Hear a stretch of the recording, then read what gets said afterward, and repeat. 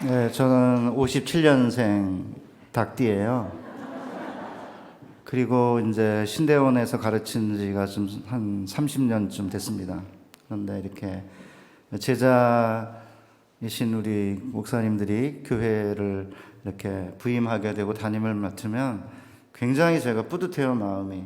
오늘 47살 된 우리 목사님을 뵈면서 저보다 사실은 한 18 정도 밑에 후배인데, 이 새로운 젊은, 사실 그렇게 젊은 것도 아니지만 그래도 이제 목회하는 담임 목사님의 나이로 보면 젊은 목사님이 부임해 이 상주 서문교회가 과연 어떤 교회일까 굉장히 궁금했는데, 장로님들도 따뜻하게 또 맞아주시고, 옛날에는 이렇게 교회 가서 장로님들이 대화하면은 저보다 선배인데 요새는 가면 저보다 좀 미치시더라고요. 우리 장로님들도 저보다 조금 젊으신 이제 장로님들인데 따뜻하게 뒤에서 감사하고, 또 임마누엘 성가대가 찬양을 할 때 제가 이미 은혜를 너무 많이 받았어요. 이 세상의 재물보다 내가 진정 나를 사랑하냐, 그 질문 앞에 베드로가 했던 그 고백이, 우리 앞에 이렇게 서서 뒷모습을 보고는 좀 나이가 많은 분들인 줄 알았더니 젊은 분도 몇 명 섞여 있네요. 어쨌든 집에서는 가장이고 어머니고 아빠고, 사회 나가면 어엿한 그 사회인인데 이렇게 주일날 저녁에 예배시에 나와서 이 재물보다 네가 진정 나를 사랑하냐, 예수님의 말씀이 담긴 찬양을 상당히 수준 높은 것 같아요. 제가 여러 교회를 다녀보지만 아름다운 곡조에다가 깊은 경상도만이 가지는 액센트는 좀 덜 나왔지만 그래도 섞여 있는 것 같아요. 이렇게 하지만 그 액센트가 섞여서 왠지 정감 있는 그런 찬양으로 예배가 이미 절정에 올랐는데, 제가 또 다른 절정을 만들어내려니까 쉽지 않은 것 같지만 한번 여러분과 함께 직분자가 도대체 누군지 한번 살펴보도록 하겠습니다. 교회 직분에는 목사, 그 다음에 장로, 장로는 가르치는 장로, 다스리는 장로, 그 안에 이제 목사, 장로가 있는 거고요. 그 다음에 안수 집사님, 그 다음에 권사님, 또 집사님, 옛날에는 권찰, 이렇게 이제 직분들이 있죠. 물론 다른 리더라든지 순장이라든지, 이건 최근에 이제 저희가 만들어낸 용어고, 성경 안에 있는 그런 직분은 목사, 장로, 집사죠. 권사라는 이제 직분은 성경에는 없지만 감리교회에 있는 그 직분을 가져다가 한국에 들어온 최초의 우리 선교사님들이 가장 활동적인 분들이 여성인데, 집사도 주지 못하니까, 원래 안수 집사만이 미국엔 집사거든요. 그러니까 안수를 주지 못하니까 사실은 여성들이 집사도 되지 못하는 상태에 있었기 때문에, 그래서 이제 우리는 서리 집사 제도를 만든 거고, 그리고 권사님들을 이렇게 이제 임명을 한 거죠. 그런 면에서 저는 한국 교회의 서양 선교사님들이 지대한 영향을 미쳤다고 생각합니다. 그런데 이제 저희 집에 모든 직분이 다 들어있어요. 저희 아버님은 예수를 잘 안 믿으시고 지금 이제 왔다 갔다 하시다가 용돈 주면 교회 나가시다가 또 용돈 안 주면 안 나가시고, 또 담배를 못 끊으셔가지고 담배 냄새 난다고 옆에 사람이 좀 이렇게 찡그리니까 이제 그 다음에 삐져가지고 교회 안 나가시고, 그러다가 이제 치매에 걸리셔서 요양원에 계세요. 그래서 사실은 서리 집사를 한번 받기는 했는데 제가 보기엔 잘 모르겠어요. 예수를 믿기는 믿는 것 같아요. 저희 어머님이 권사고, 제가 목사고, 제 여동생이 권사고요. 분당에 샘물교회라고 고신적 교회가 있는데, 제 남동생은 안산 동산교회 안수 집사고, 제 여동생은 집사고, 다 있습니다. 그러니까 사실은 세상적으로는 대단하지 않지만 제가 저희 가정에 교회 직분이 다 있다라고 주장하는 이유가 뭐냐면, 저는 이 교회를 섬기는 직분을 저희 가정에 저희 식구들이 다 가지고 있다는 게 너무나 자랑스러운 거예요. 왜냐하면 우리가 하는 일 가운데 의미가 있는 일은 그리스도를 위해 한 일이기 때문입니다. 유명한 월드와이드 에반젤라이제이션 포 크라이스트라고 하는 웩 선교회가 있어요. WEC인데 보통 웩이라 그러거든요. 그 웩 선교회 창시자가 찰스 스터드인데 여러분이 한 번쯤 그 시를 들어보셨을 거예요. 오직 한 번뿐인 인생이라는 시인데 한 단락만 제가 읽어보겠습니다. 오직 한 번뿐인 인생, 단 한 번뿐인 인생, 흐르는 그 시간도 머지않아 멈추겠지. 이내 주님 만날 그 날이 오고 나는 그분의 심판대 앞에 서겠지. 오직 한 번뿐인 인생 속히 지나가리라. 오직 그리스도를 위한 일만이 영원하리라. 이 찰스 스터드가 누구냐면요, 1860년에 인도에서 사업을 해서 부유하게 된 영국 부유한 가정에서 태어나가지고 영국에서 가장 유명하다는 이튼 고등학교를 나와서 케임브리지 대학을 졸업한 전도 유망한 청년이었습니다. 그 당시에 가장 유명한 그 운동이 크리켓이라는 운동인데 영국에서 그 당시에 크리켓 국가대표 주장이었습니다. 그래서 호주랑 붙어가지고 맨날 깨지다가 주장일 때 이긴 거예요. 그러니까 전국적으로 유명한 전도 유명한 청년이기 때문에 이 스터드가 만약에 외교관으로 나가든 아니면 정치인이 되든 군인이 되든 앞이 창창하게 열리는 그런 청년이었는데, 둘째 형 조지가 1884년에 죽음의 문턱을 왔다 갔다 하는 질병에 걸려가지고 고생하는 것을 보고는 이제 스터드가 얼마나 명예와 부와 세상의 쾌락이 허무한지를 깨닫게 됩니다. 그리고는 정말 놀라운 일이 생겼는데요. 미국의 그 우리가 잘 아는 유명한 무디 목사님, D.L. 무디 목사님이 원래 초등학교도 제대로 졸업을 못 해가지고 아이들에게 이렇게 전도를 할 때 탕자 이야기를 읽어주고 있는데 자기가 잘 이해를 못하니까 듬성듬성 뛰어가면서 넘어가면서 이제 탕자 이야기를 읽어주고 있는 장면을 어떤 미국인이 무디를 찾으러 갔는데 그러고 있는 거예요. 그 사람이 무디인지 몰랐죠. 나중에 보니까 제대로 이제 글로 읽지도 못하고 그러는 사람이 무디 목사였던 거예요. 그러니까 초등학교도 제대로 졸업하지 못했지만 100만 명을 전도했다는 무디 목사님이 영국에 와서 복음을 전했는데 케임브리지 대학을 졸업한 이 청년이 무디 목사님한테 깨진 거예요. 그리고 아버지가 자기 아이들에게 복음을 전하기 위해 무디 목사님을 집에 초청을 했습니다. 그래서 저는 참 이게 대단한 것 같아요. 우리 한국의 그리스도인들이 뭐 부흥사를 아니 목사님을 데려다가 집에 초청해서 아이들에게 복음을 전한다, 그런 거 별로 없잖아요. 그러니까 이제 이 스터드가 이 무식하기 그지없는 부흥사인 D.L. 무디에게 이제 거꾸로진 거죠. 이게 하나님의 놀라운 역사인 것 같아요. 그래가지고 이제 찰스 스터드가 아버님이 그리고 나서 이제 곧 소천하셨기 때문에 어마어마한 유산을 물려받을 수 있었는데, 중국 내지 선교회라고 하는 그 선교회에 25살의 나이에 지원을 해가지고 선교사가 됐어요. 어머님이 반대했죠. 그런데 조지 뮬러 고아원 같은데 대부분의 이제 유산을 기부하고 25살의 나이에 중국의 선교사가 됐는데, 구세군 선교사랑 결혼을 했어요. 중국에 가서. 그래가지고 딸 넷을 낳고 주로 아편 중독자들에게 복음을 전하다가 7년 만에 800명의 교신자를 얻었지만 이제 건강이 약화돼가지고 1894년 영국으로 돌아왔습니다. 그리고는 이제 캠퍼스 전도 같은 걸 하다가 다시 이제 인도를 간 거예요. 1990년에 아버지가 이제 인도에서 돈을 벌었으니까 인도에 복음을 전해라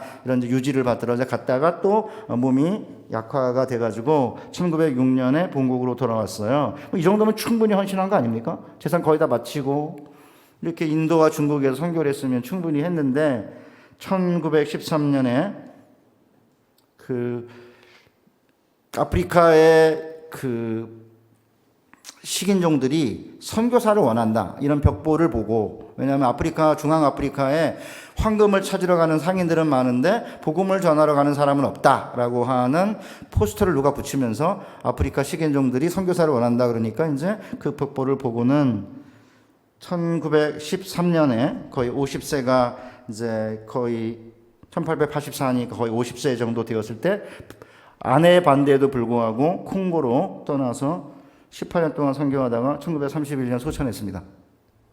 그러니까 이제 아내가 이제 보통 이렇게 선교 후원을 이제 조직하고 후원을 이제 받으러 다니고 그랬는데, 아프리카 온다는 거 못 오게 하고 그냥 거기서 후원하고 하루 돌아다녀라 이러고 만나지도 않고, 그리고는 이제 1931년에 소천했죠.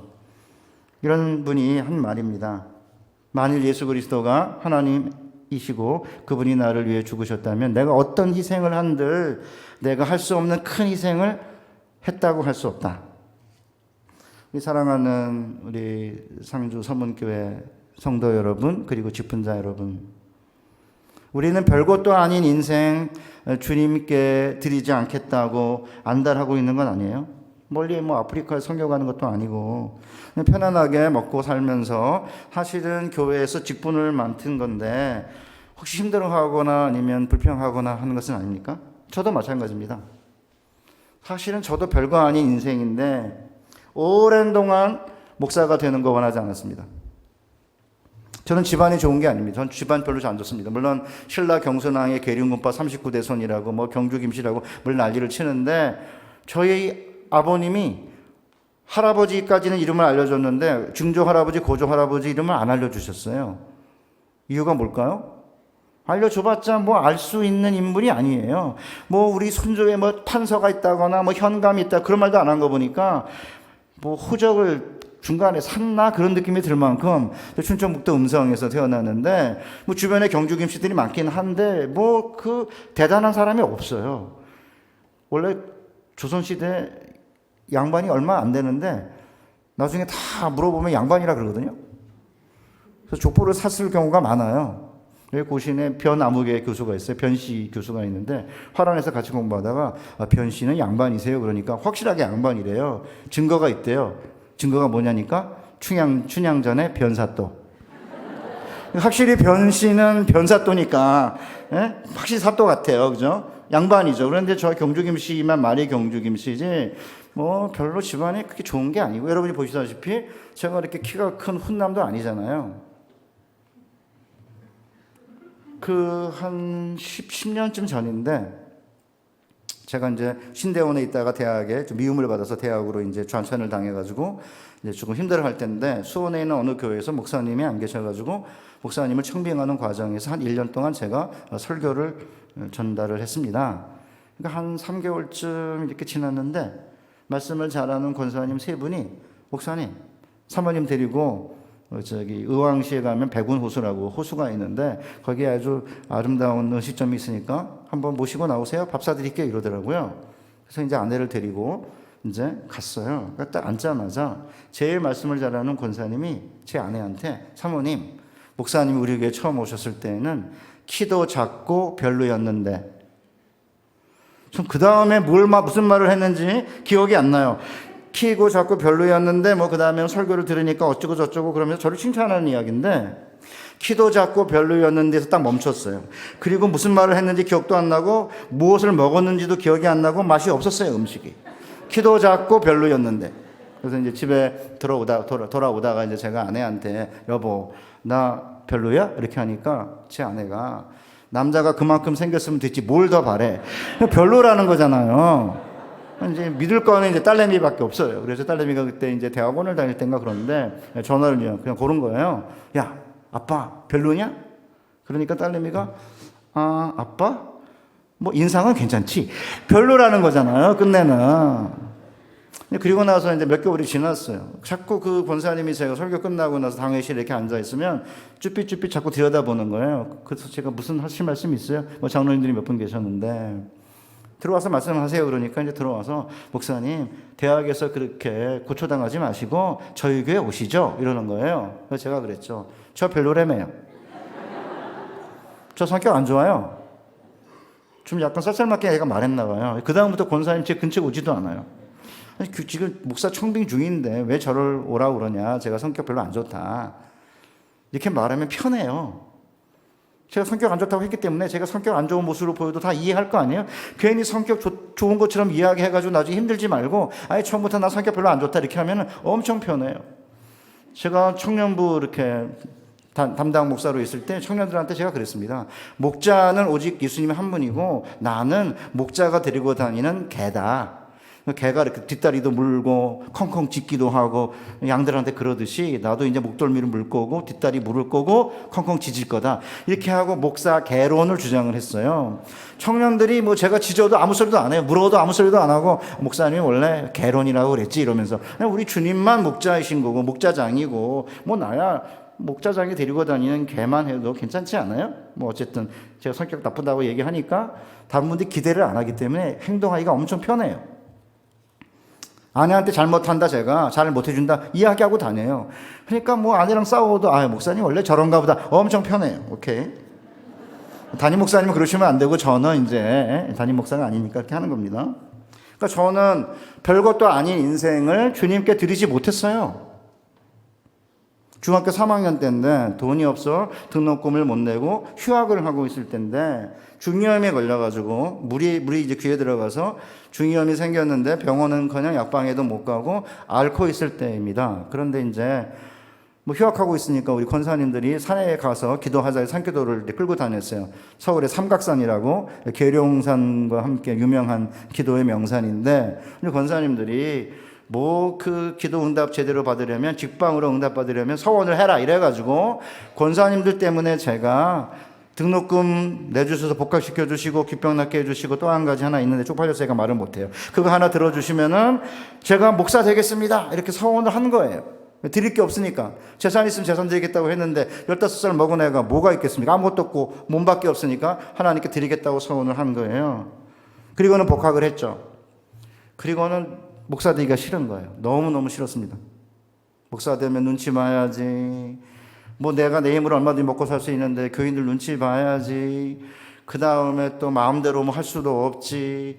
또 옛날에는 성미 같은 거 이렇게 저희 어머님이 성미 주머니에다 성미 갖다 내는데 저희가 쌀이 별로 없어가지고 국수를 주로 먹었는데 그 어머님이 그 조그만 그 소주 컵으로 이렇게 식구 수대로 이렇게 쌀을 이렇게 성미 주머니에 담아가지고 목사님한테 뭐 교회에다 갖다가 넣을 때마다 제가 아니 목사님들은 알겨 먹으려면 부자를 알겨 먹지 우리같이 가난한 사람들 왜 알겨 먹냐? 난 치사해서 그지 못하겠다는데 그렇게 생각을 할 때였으니까 뭐 지금은 이제 성미를 이렇게 안 하니까 그런 느낌 안 받지만 전 너무 힘들었어요. 그래서 사실은 서원을 하고도 잊으려고 했죠. 이제 그러다가 재수하고 막 난리치면서 이제 끝내는 이제 목사가 됐는데 15살에 아무것도 모르는 아이에게 인생 포기각서를 쓰게 만들고 목사를 하나님이 시켰다. 그런 생각으로 한참 동안 살았습니다. 결혼하고 유학을 갔다 오고 이제 귀국을 하고 지금 30년째 신학교의 선생으로 있는데 이제 은퇴 한 2년 남았습니다. 가끔 지난 세월 이렇게 돌아보고 앞으로 내 인생을 이렇게 바라보면 과연 내 삶에서 영원히 남을 건 뭔가 질문을 던지게 됩니다. 한 번뿐인 인생인데 제가 오늘 배 목사님 보니까 너무 부러운 거예요. 47. 물론 주님을 위해서 일한다고 했지만 더 뜨겁게 주님 사랑하고 더 뜨겁게 헌신하고 더 뜨겁게 하나님께 뭔가 삶을 드리고 살았어야 하는데 그런 아쉬움이 너무 많은 거예요. 제가 무슨 학위를 받았든 제 직업이 뭐든 제가 무슨 책을 썼든 제가 얼마나 유명하든 아무 상관없어요. 오직 그리스도를 위한 일만이 영원한 거 아닙니까? 제가 제 아내가 맨날 뭐 여보 그 아내를 사랑해야지 목사가 돼가지고 아내도 사랑 못하고 어떻게 문을 하느냐고 제가 열받아가지고 내가 아내를 사랑하라고 하나님께 부름받은 게 아니다. 하나님의 나라와 그의 일을 위해 열심히 살고 하나님을 섬기라고 하나님을 사랑하라고 부름받은 거고 당신은 같이 사랑하라고 옆에 끼워준 거지 왜 내가 아내를 사랑하라 하는 게 내 삶의 목적이냐. 큰소리 빵빵 칩니다. 저는 좀 확신이 있습니다. 왜요? 주님을 위한 일만이 영원한 거고 그 일을 하는데 동반자인 아내를 주었으니까 동지요 그 다음에 같은 전우요 전우죠 전우고 동지지 무슨 사랑 차량 타령 죄송합니다, 우리 권사님들. 그렇지 않아요? 이 세상 같이 살면서 같이 주님 섬기고 같이 아이들 키우고 같이 주님 봉사하고 그건 전우고 동지지. 왜 맨날 뭐 누구를 사랑하느냐, 왜 아직도 그러냐. 제가 이제 큰 소리 치니까 이제는 그런 말 안 해요. 우리 애들도 그냥 웃어요. 아빠 요새 같으면 결혼 못해, 그렇게 말하면 상관없다 그랬습니다. 제가 내 목사이기 때문에 나는 주님 때문에 사는 거지 아내 때문에 사는 게 아니다. 큰 소리 빵빵 치고 있습니다. 어저께도 쳤습니다. 왜냐하면 사실은 정직하게 우리가 주님 앞에 딱 서면은 그 아내 사랑했냐? 그거 물으실 것 같아요? 우리 임마누엘 성가대 오늘 찬양했잖아요. 내가 진정 세상의 재물보다 나를 사랑하느냐? 그거 물으시잖아요. 그럼 뭐라고 그래요? 내 양을 먹이라 그러시잖아요. 제가 이렇게 뭐 애완견 그런 거 별로 안 좋아하거든요. 아내가 여보 우리 애완견 키우자 이래요. 왜 그러냐 그러니까 남자들이 원래 애완견 싫어하다가 애완견 엄청 좋아하는데 왜냐하면 제일 처음 집에 들어오면 반기는 게 애완견이래요. 그래서 확 열받았어요. 내가 들어오면 당신이 나를 반겨야지 왜 걔가 나를 반기냐. 애들이 나를 반겨야지. 저는 그게 기분 나빠갖고 애완견 안 키우기로 했어요. 그렇다고 아내가 저를 반기냐? 아니 안 반기고 그냥 앉아있어요. 소파에 그냥 여보 왔어. 그래도 상관없어요. 걔가 안 뛰어나오니까 다행이죠. 만약에 걔가 뛰어나오면 여보 왔어 그 말도 안 할 것 같아. 걔가 알아서 반기니까 나는 내일 한다. 그러지 않겠습니까? 제가 이제 이야기를 하니까 이제 제가 서울에 있는 어느 교회에서 설교를 했어요. 끝나고 나니까 이제 그 유명한 어떤 여전도사님이 그래 말이에요. 사람을 키워야지 왜 개를 키워요? 죄송합니다. 반려견 키우는 분들 많은데 오해하지 마시고요. 우리가 해야 될 일, 반려견도 필요해요. 진짜예요. 반려견을 키우는데 애들은 말을 안 들으니까 개를 키우는데 어떤 개를 좋아하느냐? 잘생기고 사교적이고 다른 반려견이랑 같이 잘 놀고 말도 잘 듣고 그런 반려견을 원한다는 거예요. 자기 애들이 그렇게 말을 안 들으니까. 이제 개에서 이제 그걸 이제 찾으려고 그러는지 잘 모르겠는데 어쨌든 제가 하려고 하는 가장 핵심은 뭐냐면 그리스도를 위한 일만이 영원한데 그러면 그리스도를 위한 일이 뭐냐는 거죠. 그리스도를 위해서 그리스도의 몸을 세우는 게 그리스도를 위한 일인데 오늘 사도 바울이 에베소 4장 11절 12절에서 이렇게 말해요. 그가 어떤 사람은 사도로 어떤 사람은 선지자로 어떤 사람은 복음 전하는 자로 어떤 사람은 목사와 교사로 삼으셨으니 이는 성도를 온전하게 하여 봉사의 일을 하며 그리스도의 몸을 세우게 하려 함이라. 그러니까 에베소에서 교회의 직분자를 세우신 목적이 두 가지인데 하나는 봉사의 일을 하며 그리스도의 몸을 세우는 거예요. 그럼 어떻게 해야 그러면 이 두 가지 목적을 달성할 수 있냐? 본문에 성도를 온전케 함으로인데 여기서 온전케 하다는 단어는 망가진 그물을 고치는 의미로 사용되는 동사입니다. 그 동사에서 나온 명사죠. 그래서 온전케 함이 명사니까. 그러니까 교회의 직분이라는 게 뭐냐면 찢어지고 터지고 상한 교우들의 삶의 그물망을 수리함으로 성도들이 서로 섬기고 봉사하게 하고 끝내는 그리스도의 몸을 세우기 위해서 각자 은사에 따라 주님이 우리에게 주신 직무인 거죠. 그러니까 교회에서 맡은 직분을 잘 감당하게 되면 그리스도의 몸을 세우는 거고 이렇게 그리스도의 몸을 세우는 일만이 우리 인생에서 영원히 남는 거고 그래서 제가 서론을 좀 길게 말하는 거예요. 저도 지금 마찬가지입니다.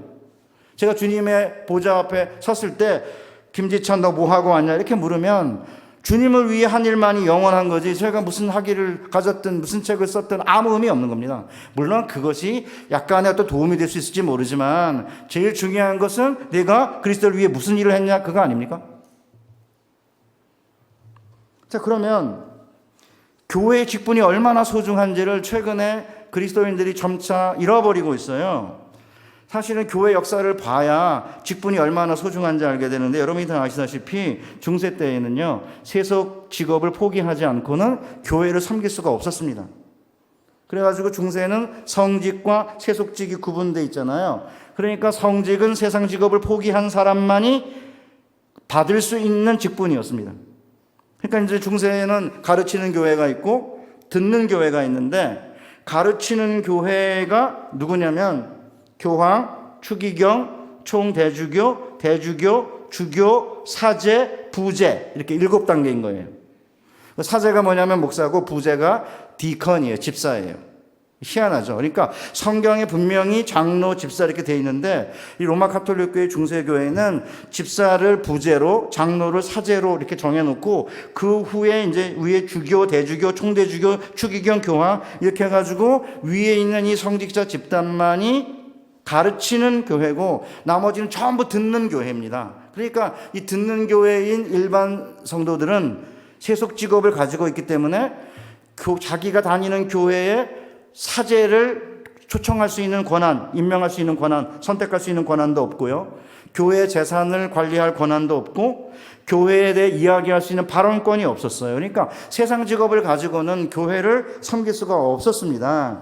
그런데 종교개혁자들이 특별히 칼빈과 루터가 세상 직업을 포기하지 않으면서도 교회를 섬길 수 있도록 장로직과 집사직을 일반 성도들에게 허용을 한 거죠.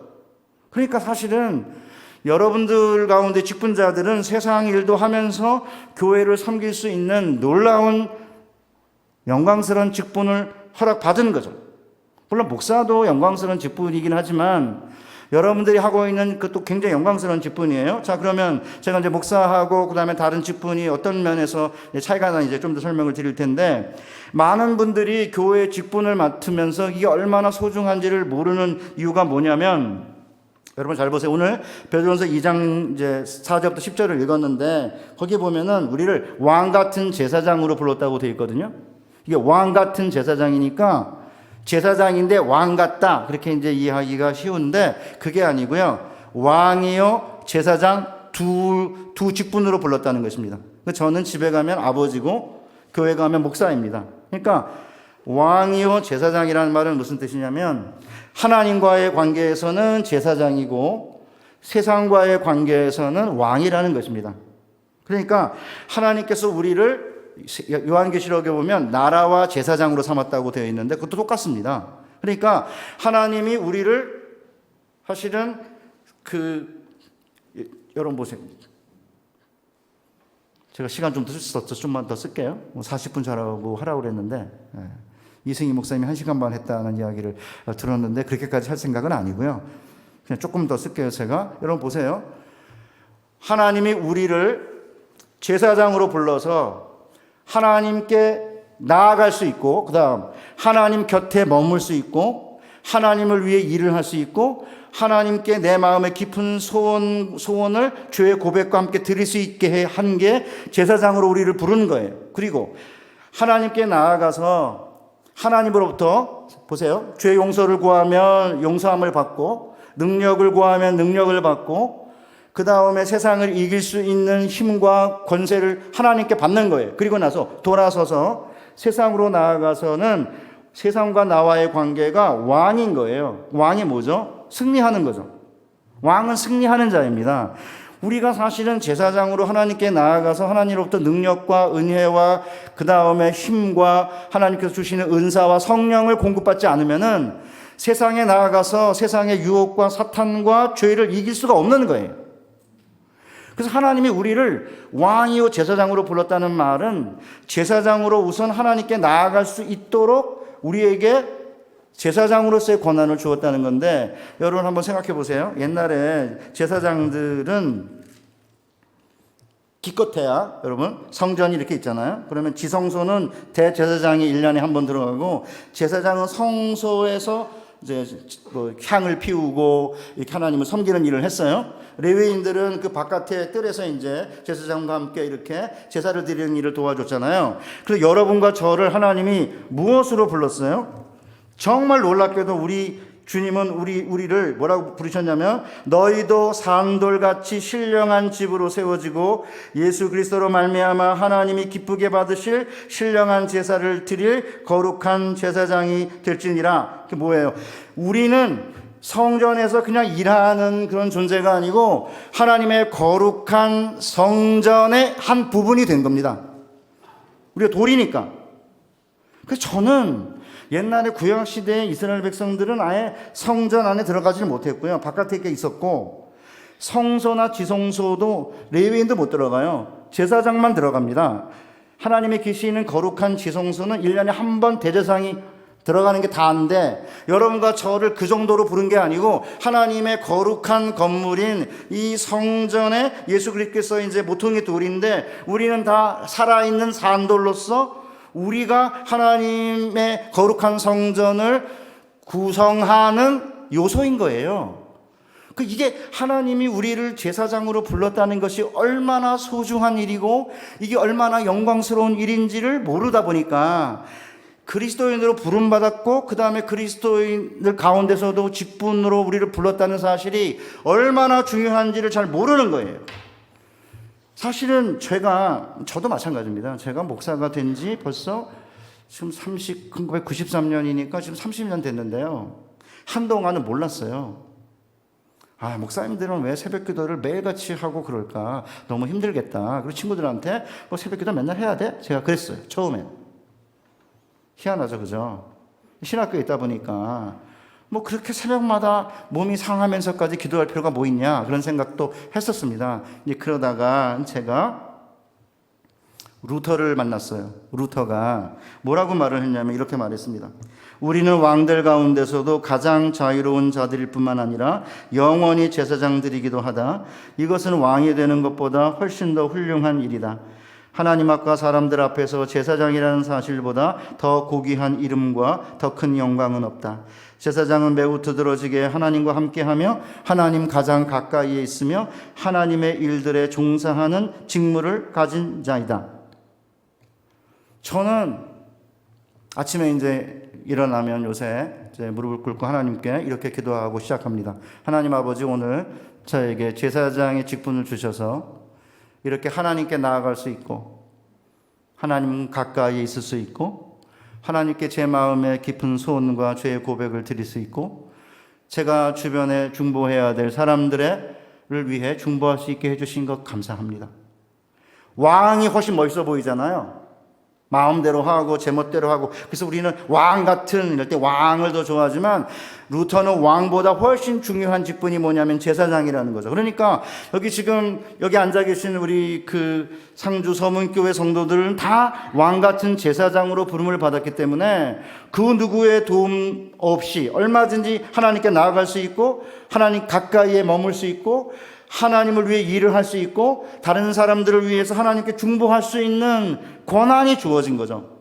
그런데 직분자들은 그 중에서도 은사를 따라서 교회가 투표하거나 아니면 임명해가지고 보통 이제 투표로 선출을 하니까 장로님들이나 이제 안수 집사님이나 이런 분들은 권사님도 마찬가지고 그렇게 해가지고 교회의 교인들이 뭐예요?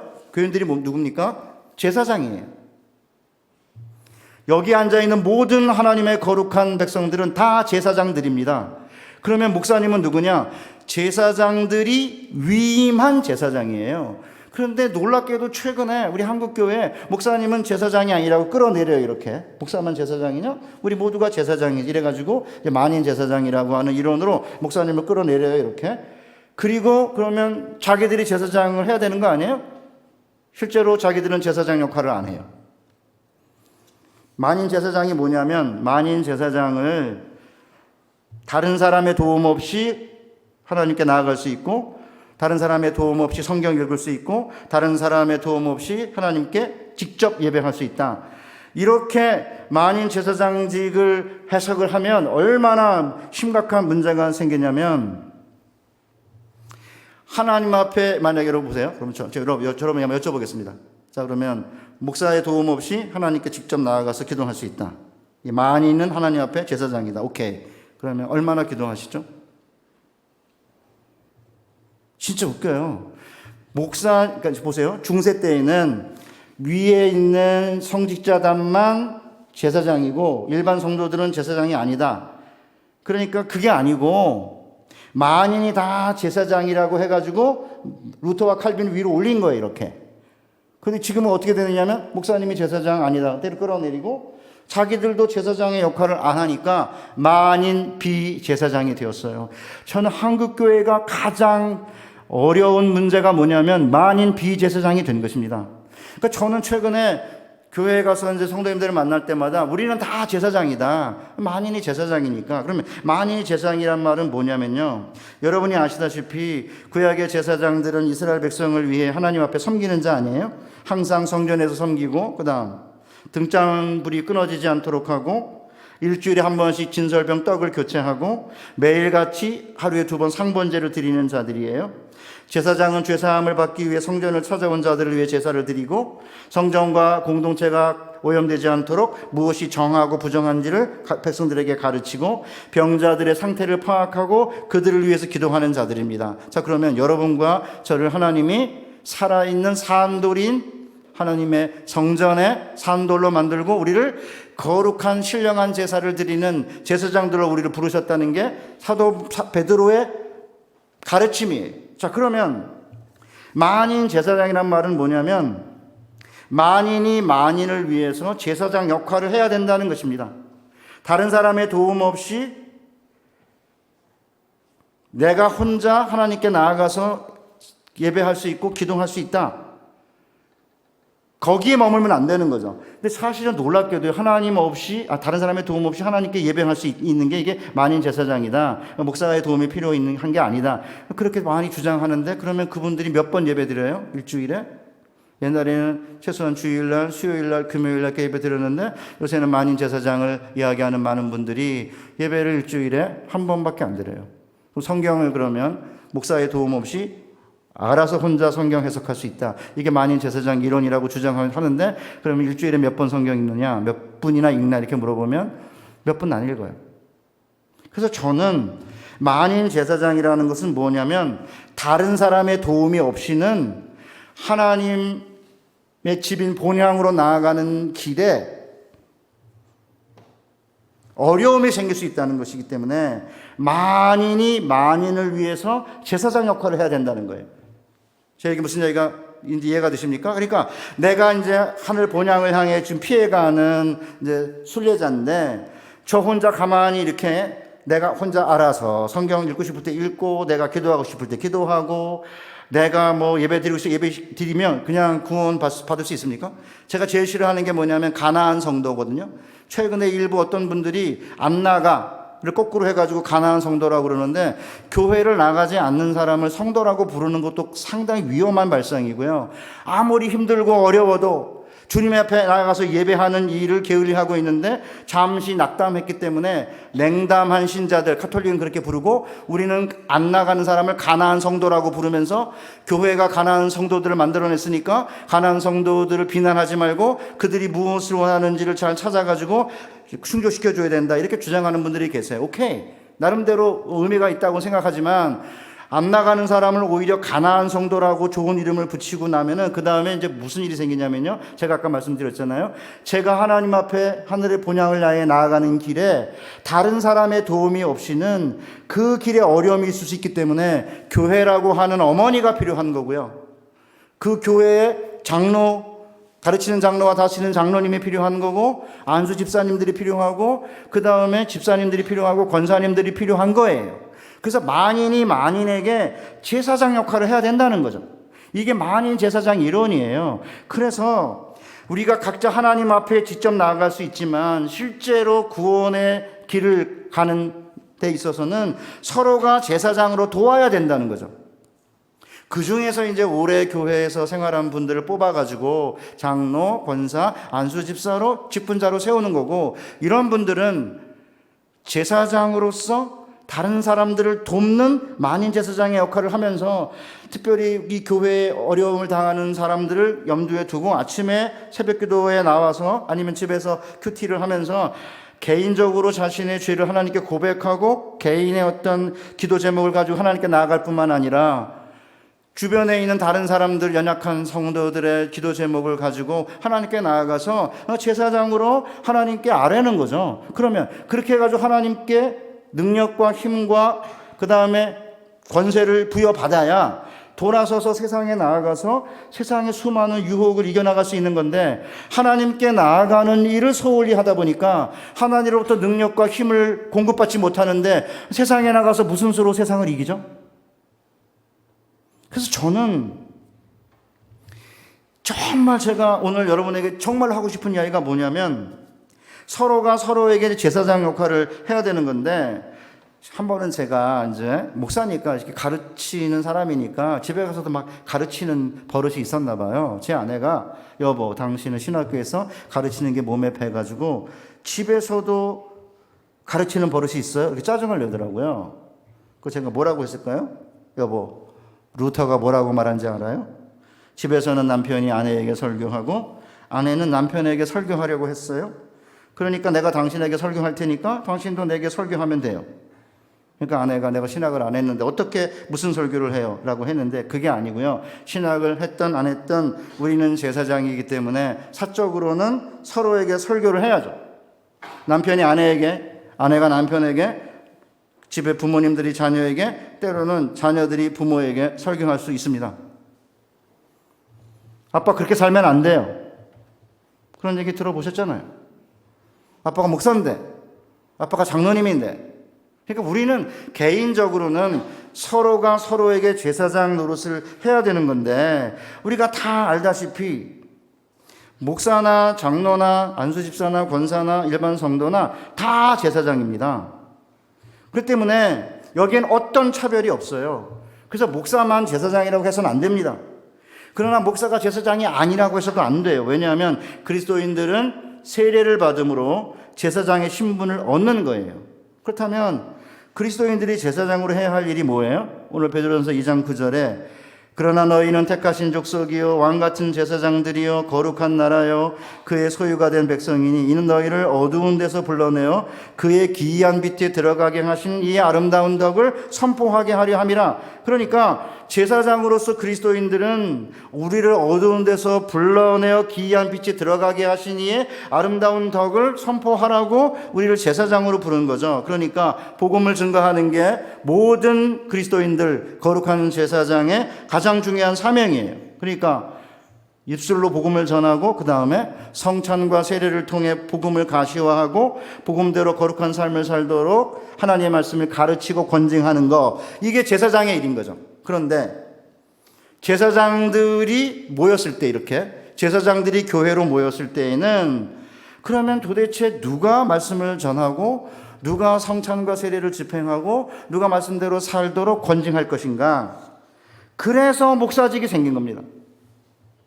그러니까 제사장들이 모였을 때 교회의 세 가지 표징이 복음을 전하고 성찬과 세례를 집전하고 성찬과 세례를 통해 복음이 뭔지를 가시화하는 거죠. 그리고 권징하는 거예요. 말씀대로 살라고 이렇게 가르치고 훈계하는 거. 이 세 가지 일이 교회의 일인데 그 세 가지 일을 하려고 제사장들이 교회로 모였을 때에는 너도 나도 자기가 이렇게 설교하면 안 되잖아요. 그러니까 교회가, 잘 보셔야 돼요. 교회가 형제 제사장들과 자매 제사장들인 성도님들이 한 분을 택해서 그분에게 제사장직을 위임한 거예요.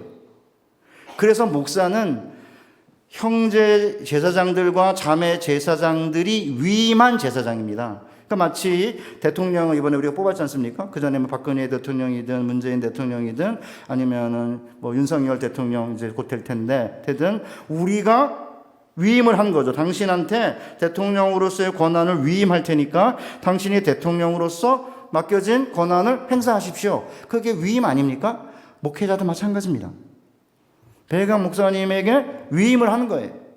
그렇기 때문에 목사는 제사장들이 위임한 제사장인 거고요. 그래서 이제 목사님이 이제 무엇을 하는 거냐면 모였을 때 성찬을 집행하고 세례를 베풀고 말씀을 전하는 거죠. 그리고 말씀을 가르치고 거룩하게 살도록 권면하는 거 아닙니까? 그렇기 때문에 실제적으로 모든 신자들은 다 제사장인데, 따라서 목사나 장로나 권사나 안수집사나 집사는 마땅히 각자 맡아야 할 직무가 달라요. 그 권사 직무가 다르고 장로 직무가 다르고 안수집사 직무가 다른 거 아닙니까? 그렇지만 이보다 앞서서 모든 직분자들이 해야 될 가장 중요한 직무가 뭐냐면, 여러분이 알다시피 사도행전 2장에 그들이 사도들의 가르침을 받아 서로 교제하고 떡을 떼며 오로지 기도하기를 힘쓰니라. 그러니까 이제 직분자들이 뭐예요? 아까 제가 설명했죠? 직분자들은 누구인가? 왕 같은 제사장입니다. 그래서 저는 왕 같은 제사장으로 부름을 받은 그리스도인들 가운데 하나님께서 한 사람은 목사로 교인들이 위임해서 세운 거고, 그 다음에 이제 당회와 목사님이 이제 교인들의 삶을 보면서 이제 장로로, 권사로, 안수집사로 이렇게 세울 만한 분들의 추천을 받아가지고, 뭐 우리 교회에서는 사람들 서문교는 어떻게 하는지 모르지만 어떤 절차를 밟아가지고 그 다음에 그분들을 이렇게 제시하고 투표하여 그 다음에 직분자로 세우는 거잖아요. 그러니까 직분자들은 상하고 깨어진 성도들의 망가진 그물망을 잘 이렇게 꿰매가지고 서로 성도로 봉사하게 하면서 그리스도의 몸을 세우는 일을 하도록 부름을 받은 거고, 그렇기 때문에 왕 같은 제사장이라고 하는 것은 모든 그리스도인들의 가장 중요한 직분인데, 그 직분 가운데서도 목사는 제사장들에게 위임받은 제사장인 거고, 그리고 이제 다른 직분자들은 각자의 은사를 따라서 또 성도들이 위임을 하는 거죠. 장로로서, 권사로서, 안수집사로서 직분을 잘 감당해 달라고 각자의 은사에 따라서 해야 될 규칙과 그리고 해야 될 의무가 있는 거예요. 그런데 이런 모든 직분자들이 실제적으로 너무 제가 가슴이 아픈 게 뭐냐면, 그런 장로, 권사, 안수집사로서의 어떤 행동 규칙이나 해야 될 의무사항들을 잘 지키는 것은 당연한데, 뭐를 잘 안 하냐면, 어떤 분들은 말씀을 읽고 기도하는 일, 예배에 참석하고 공예배에 참석하고 기도하는 일을 잘하지 않는 거죠. 그래서 저는 이제 여러분들에게 직분자 세미나 제가 마지막이라고 그러는데, 앞에서 두 목사님이 잘 설명을 드렸겠지만, 왕 같은 제사장으로서 직분을 맡은 사람들이 각자의 직분에 맞는 일들과 의무를 행해야 되는 것은 너무나 당연하지만, 이 일을 잘 감당하기 위해서 해야 되는 가장 중요한 두 가지 의무가 뭐냐면 말씀과 기도인 거예요. 그러니까 말씀과 기도를 잘 전무하지 않으면 하나님께 나아가서 하나님 곁에 머물고 하나님으로부터 능력을 공급받고 하나님으로부터 은혜를 받아야 돌아서서 세상에 나가서 그리스도인으로 죄를 이기고 사탄을 이기고 그 다음에 세상을 이기는 거고, 하나님께 능력을 공급받아야 직분자로서 다른 사람들을 섬기고 봉사할 수 있는 거 아닙니까? 예를 들어서 담임 목사님 같은 경우에는 제가 사실은 직분자들에 대해서 사실 할 말이 굉장히 많은데요. 제가 이제 우리 직분자들이 얼마나 대단하냐면, 제가 대학교에 들어갔는데 집이 가난했다고 제가 아까 잠깐 설명드렸잖아요. 그러니까 한 장로님이 학교에다가 한 1년 동안 이렇게 등록금 전체를 이렇게 기증을 하셨어요. 한 명한테 주라고. 1학년 학생 한 명한테. 그거 제가 받았습니다. 장로님에게 받았습니다. 이제 그리고 나서는 신대원에 이제 들어갔는데, 집이 어렵고 등록금은 반밖에 안 주는 교회에 14만 원 월급을 받을 텐데, 서울의 한 교회의 권사님들이 모여가지고 장학회를 만들었습니다. 권사님들이 등록금 반 정도 됩니다. 그러면 이제 학기 초에 저를 오라고 그래요. 그러면 가면은 전혀 모르는 교회 권사님들인데 장학회를 만들어가지고 자기가 아는 어떤 학생한테 학생 한 명 소개하라고 그러니까 그분이 선배인데 저를 소개한 거예요. 그래서 학기 초에 가면은 돌아가면서 이제 권사님들 집에서 식사를 하고 제가 성경 공부를 인도하고 등록금 반을 받아갖고 오는 거예요. 3년을 6학기를 그렇게 했습니다. 그리고는 이제 귀국하고 돌아오니까 이제 교회에서 그런 사적인 모임은 하지 말라 그래가지고 그 장학회가 사라졌어요. 그래서 제가 고맙다는 인사도 못 드렸는데, 그 권사님들의 장학회 때문에 제가 이제 사실은 다닐 수 있었던 거고, 14만 원 월급을 받으니까 잘 못 먹고 그러잖아요. 그러니까 이제 결혼도 했고. 그런데 어느 날 새벽 기도를 마치고 나면은 어떤 집사님이 닭을 꽝꽝 얼려가지고 저한테 들려주는 거예요. 그 차 타고 버스 타고 한 40분은 가야 되는데, 저희 집을 제일 변두리 경기도 근처에 얻었기 때문에, 교회는 서초동에 있고요. 그러면 그거 들고 버스에 타면은 녹아가지고 막 물이 비닐봉투에 막 이슬처럼 생기잖아요. 뭐 이런 걸 왜 주나 이렇게 짜증이 나고 그랬었는데, 지금 돌아보면 그렇게 교회 장로님, 권사님, 집사님 이런 분들이 목회자가 될 사람들에 대한 그런 어떤 사랑에서 그런 일을 한 거 아닙니까? 그러니까 목회자는 무슨 일을 하는 거냐면, 최근에 이제 교회 가봤자 하나님의 얼굴을 못 보니까, 이런 하나님 얼굴 안 보이잖아요. 그러니까 어떤 이상한 신학교 교수가, 일반 대학교 기독교 교수가 어차피 교회 가봤자 하나님의 얼굴을 못 보니까 비대면 예배랑 마찬가지다. 굳이 갈 필요 없다. 뭐 이런 말도 안 되는 소리를 했어요. 그래가지고 연합뉴스 인터뷰에 나왔습니다. 그래서 제가 너무 이게 이해할 수 없는 그런 발언이라, 하나님이 과연 우리가 드리는 예배 가운데 어떻게 임재하시는지 제가 그분에게 알려드리고 싶었어요. 너무 무식해가지고. 왜냐하면 여러분 보세요. 창세기 1장을 보면은 초월하신 하나님이 눈에 보이는 가시적인 세상을 창조하시면서 우리 가운데 임재하세요. 어떻게 임재하나 보실까요? 하나님은 스피커세요. 하나님이 말씀하시고 빛이 있으라 하심에 빛이 있었죠. 그러니까 초월하신 하나님이 우리 같은 세상 속에, 가시적인 세상 속에 내재하는 첫 번째 방법은 말씀입니다. 두 번째가 뭐냐면 성령이세요. 그 땅이 혼돈하고 공허하며 흑암이 깊은 물 위에 있었는데, 아무도 살 수 없는 공간인데 하나님의 신이 이렇게 수면에 운행하세요. 하나님의 신이 마치 독수리 새끼에게 막 이렇게 날갯짓을 해가지고 바람을 불게 해가지고는 독수리 새끼들이 이렇게 벼랑 위에서 떨어지면서 이렇게 날갯짓을 하면서 나는 법을 배우게 하듯이, 아무것도 없이 그냥 놓여있는 정지 상태의 최초의 지구를 성령이 다가오셔가지고 수면에 운행하시면서 이렇게 에너지를 공급하니까 갑자기 빛이, 물론 하나님께서 빛이 있으라 하셨으니까 이제 그 말씀과 함께 성령이 역사하면서 빛과 어둠이 나눠지고 궁창이 생겨서 궁창 위의 물과 궁창 아래의 물이 나눠지고 궁창 아래의 물이 한 곳에 모이면서 바다가 생기고 육지가 나타나고, 그리고 하늘에 나는 새와 해와 달과 별들과 육지 생물들이 생긴 거예요. 지금도 하나님의 성령은 눈에 보이지 않지만 우리 가운데 임재하셔서 말씀과 함께 우리의 삶을 변화시키고 우리를 거룩하게 만드시고 하나님을 찬양하게 만드는 거 아니에요? 그럼 세 번째, 하나님이 어떻게 임재하시느냐 하면 하나님의 형상을 닮은 하나님의 자녀들을 통해 우리 가운데 임재하세요. 여기 앉아 계신 하나님의 사람들이 하나님의 형상인 거예요.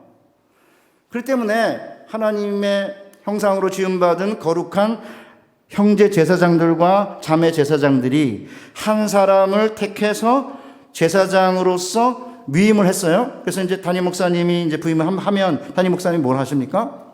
일주일 동안 하나님의 말씀을 연구하고 주의해서 설교를 작성하면 쓰여진 말씀인 성경 말씀을 가지고 목사님의 말씀을 선언할 때 하나님이 우리 가운데 임재하시는 거고요. 일주일 내내 목사님이 예배를 어떻게 인도하고 어떻게 예배를 조직할지를 다 정해가지고 누구를 성가대원으로 세우고 누구를 찬양팀으로 세우고 누구를 헌금 봉헌하는 사람으로 세울 건지 다 정하잖아요. 그럼 그분들이 뭘 하십니까? 일주일 동안 준비해서 예배를 드리고 예배를 안내하고 인도하고 봉헌하고 대표기도를 드리는 모습을 통해 하나님이 우리 가운데 임재하시는 거예요.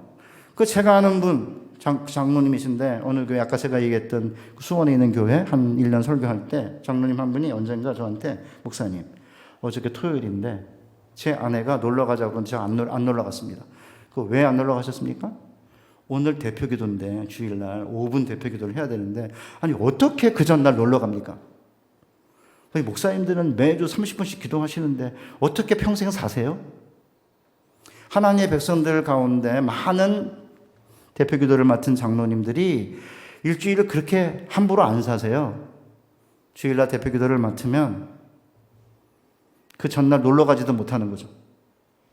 그 교회 옛날 원로 목사님은 장로님이 새벽기도를 주일날 안 나오면 그냥 대표기도를 안 시키셨대요. 그냥 주보에 이름이 있는데. 뭐 수영로교회 이야기인데 배 목사님 오신데 거기에 영화부가 있어요. 그 영화부 부장 집사님이 제게 한 말입니다. 자기 후임으로 온 영화부 부장 집사님이 영화부의 주일날 예배 사회를 봐야 되기 때문에 목요일부터는 부부싸움을 안 한대요. 이 세상 사람들이, 그 기독교 대학교 교수는 도대체 무슨 정신으로 그런 말을 했는지 모르겠는데, 지금도 주님께서 세운 하나님의 사람들을 통해 그분들이 주일날을 위해서 자기가 맡은 일이 그렇게 중요해. 아니 뭐 대표기도 5분 하는 게 뭐 그리 대단하다고, 뭐 사회 보는 게 뭐가 그리 대단하다고, 안내하고 뭐 섬기고 그런 게 뭐 그리 대단하다고. 제가 좋아하는 형님 교회에 그 반주하는 분이 계세요. 저한테 김 목사, 저 반주하시는 저분 누군지 알아? 제가 어떻게 알아요? 내가 개척할 때부터 같이 섬긴 분인데 주일날 이 반주한다고 주일이 끼면 한 번도 해외여행을 간 적이 없기 때문에 주일이 끼면 안 간대요. 이거 반주 봉사한다고. 뭐 그거 한다고 뭘 그리 대단하다고. 그러니까 저는 교회를 조금이라도 이렇게 광주 서문교회, 상주 서문교회처럼 제대로 된 교회를 최소한 몇 년만 다녀보면 압니다. 목사들이 얼마나 하나님 말씀을 전하기 위해 애를 쓰고 장로님과 권사님과 안수 집사님들이 교회를 섬기고 세우기 위해 얼마나 조심하고 얼마나 신중하게 예배를 드리려고 하는지, 성령님의 임재를 느끼기 위해서 예배를 조직하고 예배를 설계하고 그 예배를 준비하고, 심지어는 이렇게 올라오는 과정에서도 어느 교회 가면은 성가대들 모아놓고 담임 목사님이 축복하고, 그 다음에 또 이제 예배를 드리는 사람들을 모아놓고 그 다음에 들어갈 때 기도하잖아요. 제가 이제 충영교회 목사님이 안 계실 때 이제 충영교회 설교하고 그래서 갔어요. 그럼 9시에 예배면 8시 한 40분쯤 가면 되지 않아요? 8시 20분까지 오라는 거예요. 아니, 이 교회는 도대체 왜 8시 20분까지 40분 전에 오라고 그러는지 갔어요. 가니까 저를 대기실에 이렇게 집어넣어요. 그리고 이렇게 넥타이는 이런 색깔 입고 가면 이거 뺏고 하얀 색깔 넥타이로만 바꿔요. 만약에 와이셔츠가 이 색깔이 있는 와이셔츠면 흰 와이셔츠를 입어야 된다고 흰 와이셔츠 준비해 놨어요. 처음에는 이제 충격이었던 거예요. 그리고는 이제 20분부터 한 10분 정도, 30분, 35분까지 그냥 혼자 방에 둬요.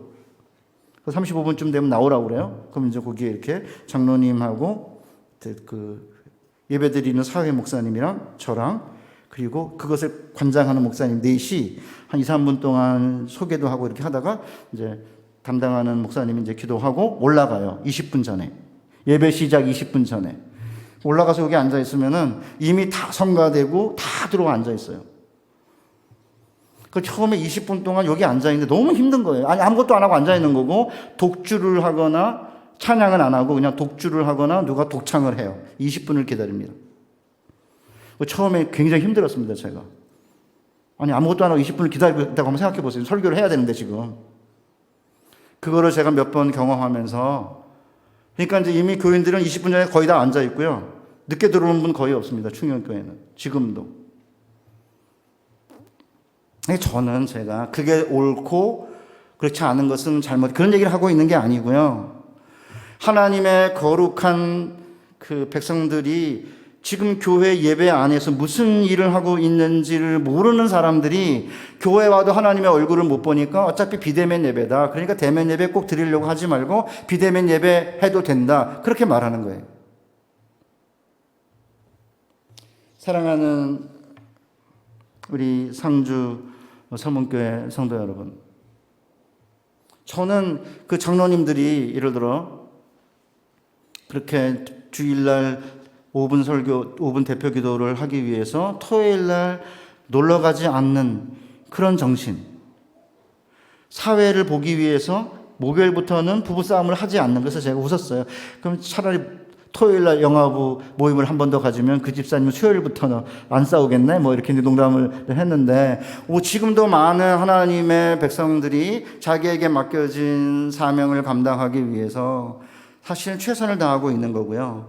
그 직분은 그렇기 때문에 영원히 사라지지 않는 그리스도를 위한 일이 될 것이고, 그 사람의 학위나 외모나 지위나 뭐 이런 게 뭐 대단하지 않는다 하더라도 주님을 위한 일은 영원히 남는 일이고, 그런 면에서 우리 상주 서문교회 모든 성도님들이 어떤 사람은 직분자로 세울지를 잘 선택해야 되고, 직분자로 선택을 받은 분들은 이 일만이 영원하기 때문에 주님을 위해서 최선을 다해 살아가는 우리 여러분 되시기를 바랍니다.